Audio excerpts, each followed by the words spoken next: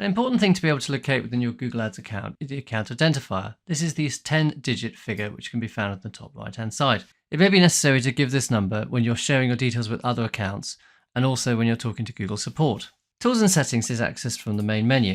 If you want to give access to your account to other people, you need to click Access and Security and then press the plus button on the top left hand side. If you enter someone's email address,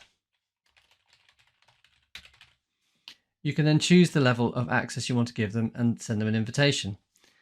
They will then accept that invitation and have access to your account. You can also give access to management accounts. If you're working with an agency, they may have a management account and they can add your details to their management account and be able to access your account. It's an unfortunate fact of life that Google wants you to pay for its ads. You can access your billing information from Tools and Settings and then Billing. If you click Billing Summary. On the first page is the summary, which will tell you when your next payment's due, your account spending limit, etc., and how much you spent each month.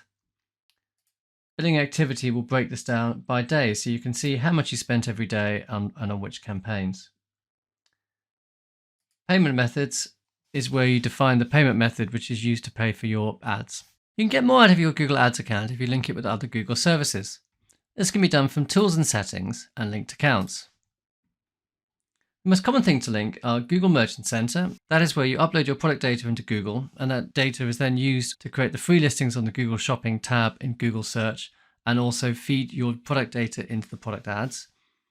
Google Analytics, which is a measurement tool for measuring the performance of your website, and also Search Console, which is how you measure the natural search performance of your site.